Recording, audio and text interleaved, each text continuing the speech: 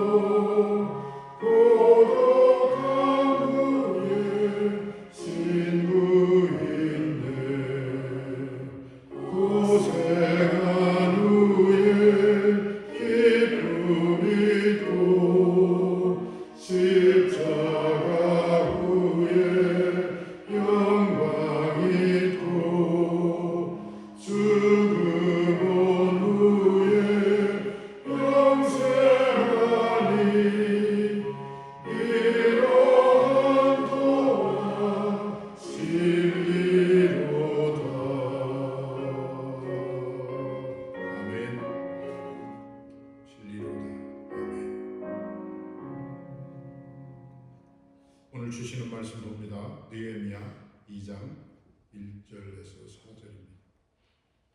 느헤미야 2장 1절에서 4절 함께 읽겠습니다. 시작. 아닥다스다 왕 제20년 니산월에 왕 앞에 포도주가 있기로 내가 그 포도주를 왕에게 드렸는데 이전에는 내가 왕 앞에서 수심이 없었더니 왕이 내게 이르되 내가 병이었거늘 어찌하여 얼굴에 수심이 있느냐 이는 필연 내 마음에 근심이 있음이로다 하더라. 그때 내가 크게 두려워하여 왕께 대답하되 왕은 만세수를 하옵소서.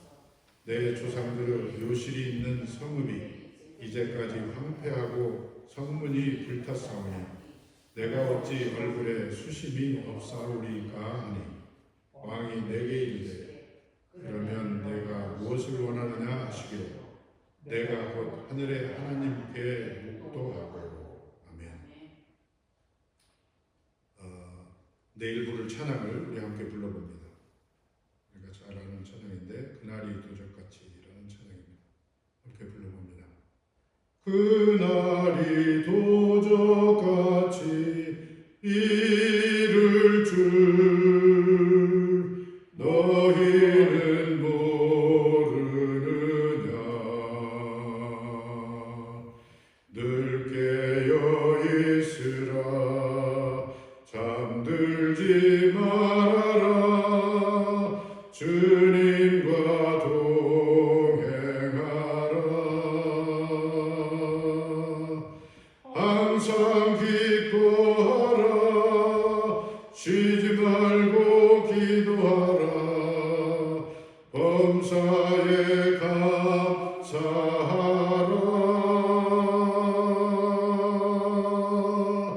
이는 예수 안에서 너희에게 향하신 하나님 뜻이니라. 평강의 하나님이 너희를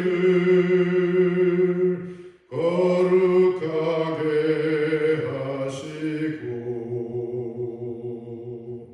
영혼과 온몸이 주 오실 그날에 흠없기 원하노라.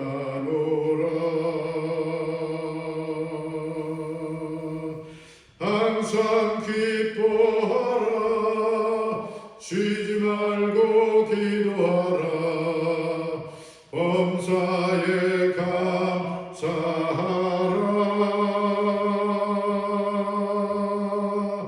이는 예수 안에서 너희에게 행하신 하나님 뜻이니라.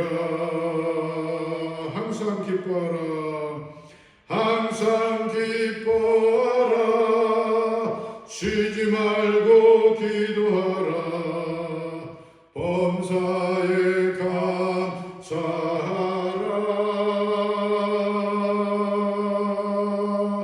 이는 예수 안에서 너희에게 향하신 하나님 뜻이니라. 아멘. 기도하겠습니다. 하나님 감사합니다. 그날이 도적같이 이른다고 하신 하나님의 말씀 따라 우리는 항상 깨어 있습니다. 잠들지 않습니다. 우리의 영은 항상 주님을 향하고 아버지와 항상 기뻐하고 항상 기도하고 범사에 감사하는 삶을 살고 있습니다.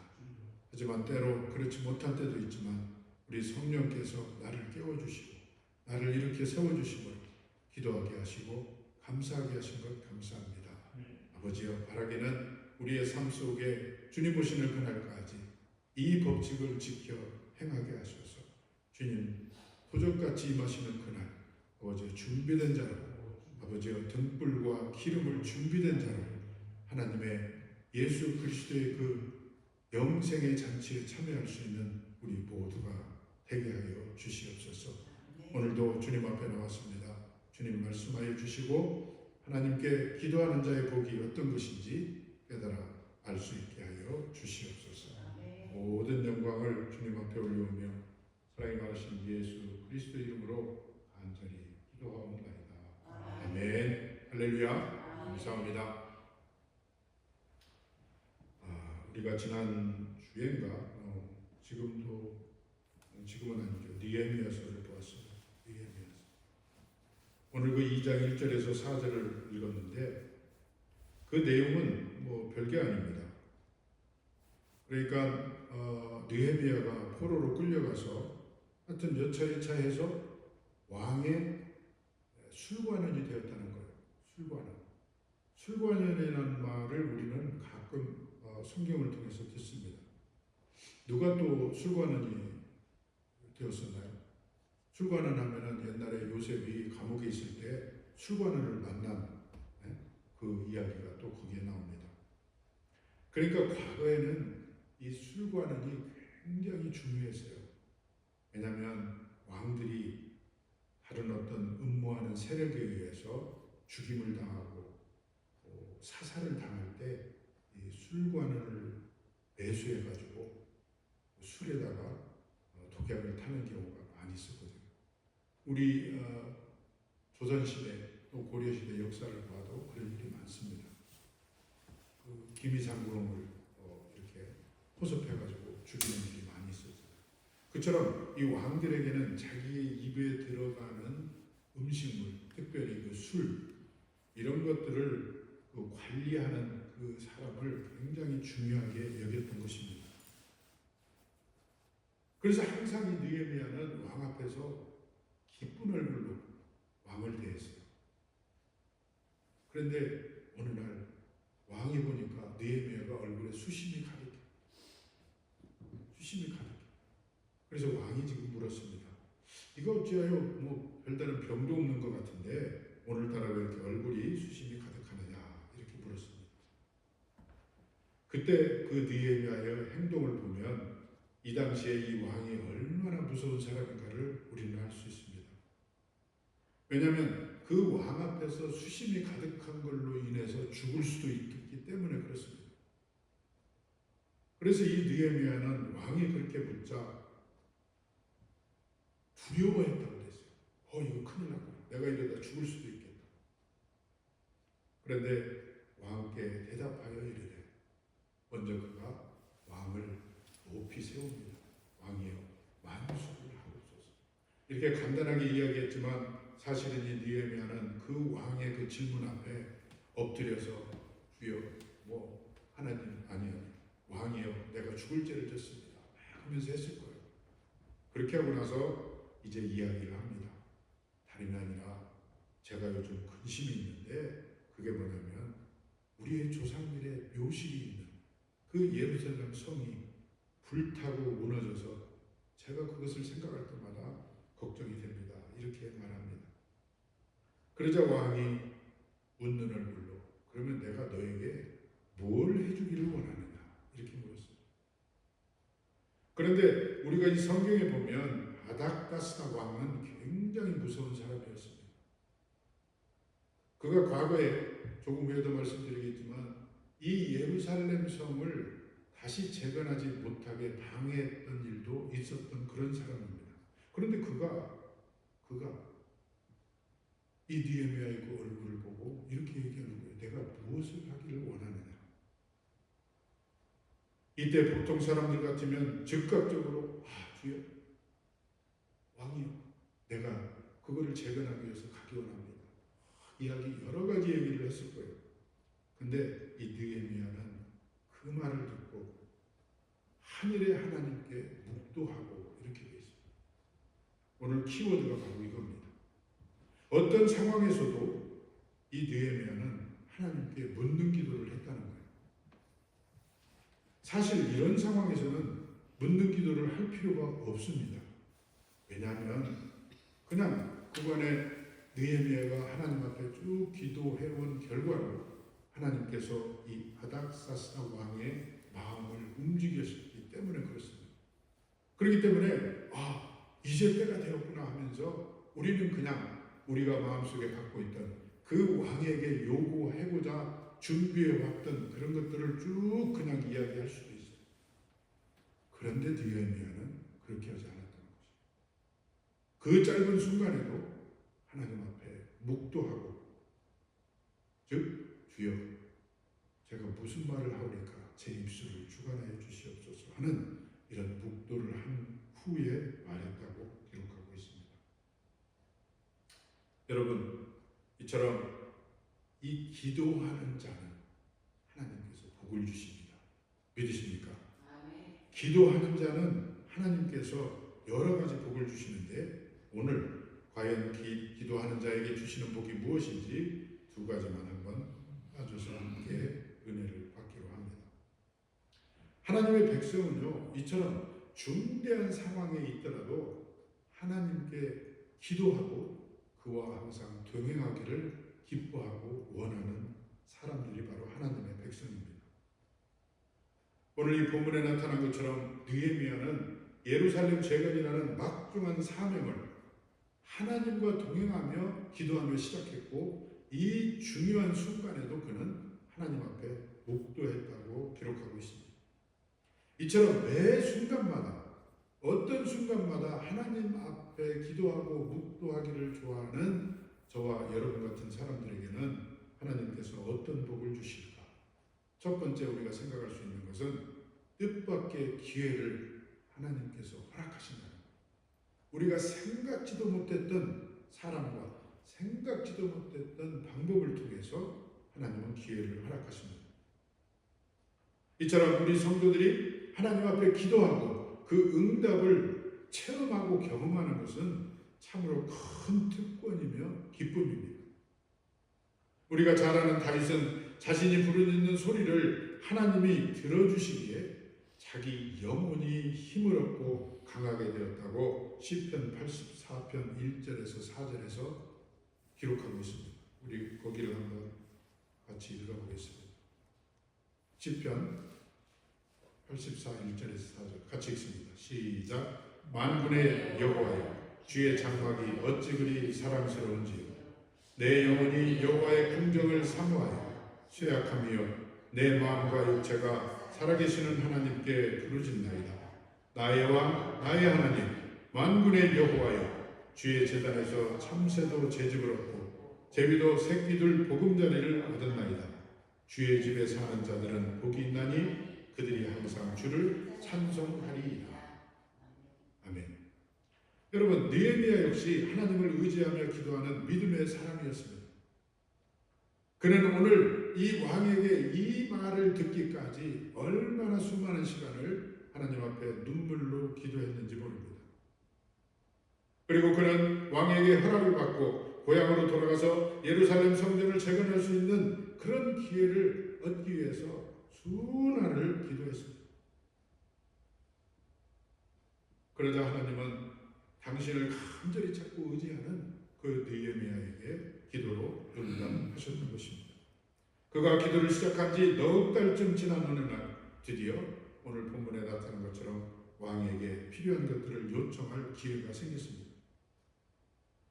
이처럼 하나님은 그 아닥사스다 왕이 느헤미야에게 관심을 기울이게 하셨다는 것입니다. 평상시 같으면 느헤미야 얼굴이 어떻든 관계없이 그냥 술이나 마시고 했을 텐데, 그날따라 아닥사스다 왕은 그 느헤미야의 얼굴을 유심히 보았다는 겁니다. 바로 하나님께서 그를 볼 수 있는 기회를 허락하셨고, 또 느헤미야는 그런 기회를 얻었던 것입니다.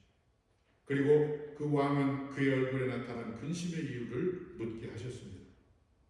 그러니까 하나님이 느헤미야의 기도대로 예루살렘 성전 재건의 일을 이미 시작하신 것입니다. 왕의 마음을 돌이키게 하시고 왕으로 하여금 느헤미야를 유심히 보게 하신 그것, 바로 하나님이 이미 예루살렘 재건을 위한 일을 시작하셨다는 것입니다.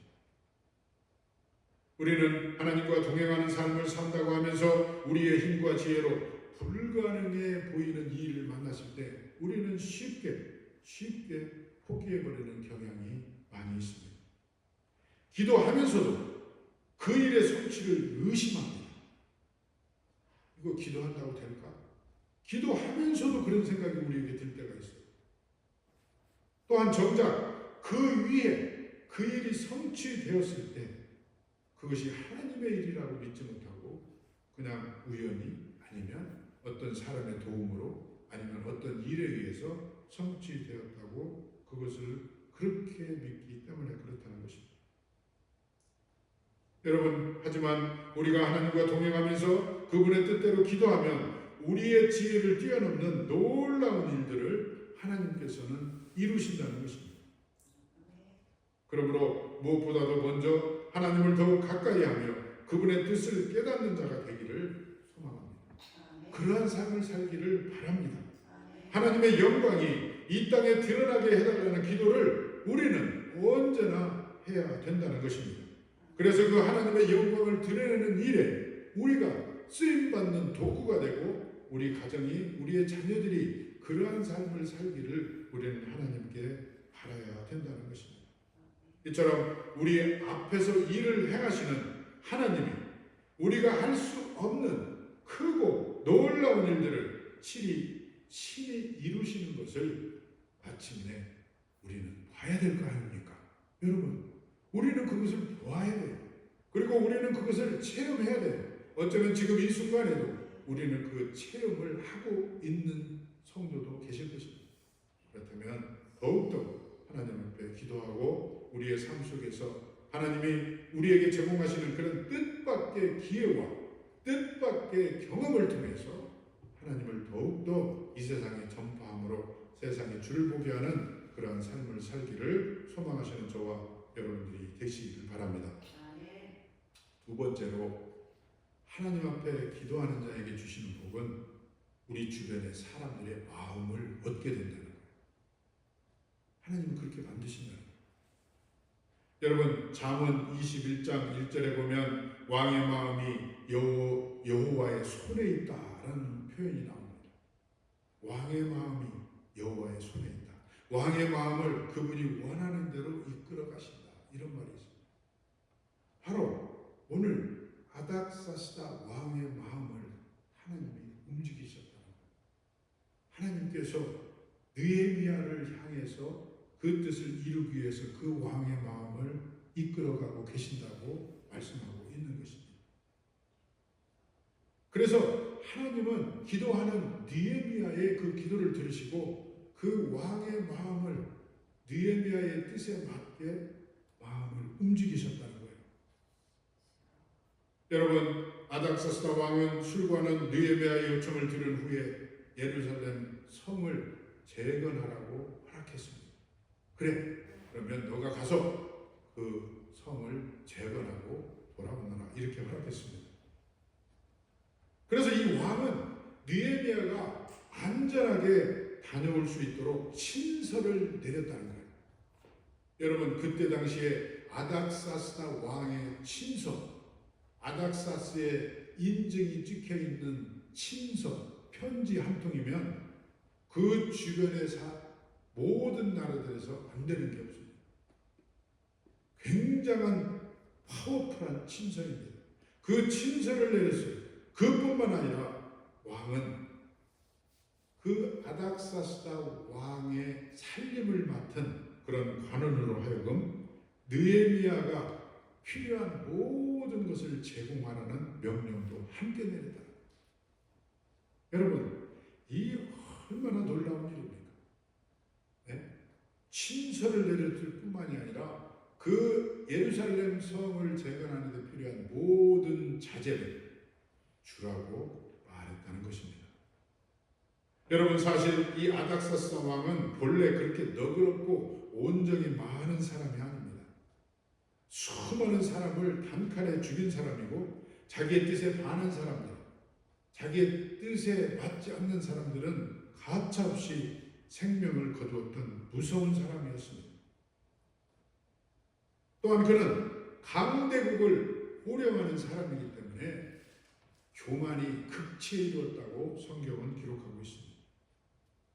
또한 아까도 말씀드린 대로 예루살렘 성전이 건축이 되면 그것 국민들이 다시 단결해서 자신을 반대할까 봐서 그런 세력이 될까 봐 염려해서 예루살렘 재건을 수차례 막은 적도 있던 그런 사람입니다. 그런 아닥사스다 왕이 어떻게 이렇게 변했을까? 바로 느헤미야의 기도를 들은 하나님께서 그 마음을 움직이셨던 것입니다. 이처럼 기도하는 사람들은 하나님께서 직접적인 방법으로 그 문제를 해결해 주시기도 하지만 하나님께서 쓰시는 방법은 주변에 있는 사람들을 통해서 그들의 마음을 변하게 하시고 그들의 마음을 움직이심으로 기도하는 사람들의 뜻에 맞는 사람들로 바꾸어 가신다는 것입니다. 우리의 가족이 그렇고 우리의 남편과 아내가 그럴 때가 있고 내 친구가 그럴 때가 있습니다. 어느 날 갑자기 그 사람의 마음이 바뀌어서 나의 뜻과 동조하는 경우를 우리는 가끔 보게 됩니다. 그것은 바로 때가 되었거나 무슨 일이 있어서가 아니라 바로 하나님께서 기도하는 자의 주변에 있는 사람들의 마음을 얻을 수 있도록 그렇게 역사하고 계신다는 것입니다.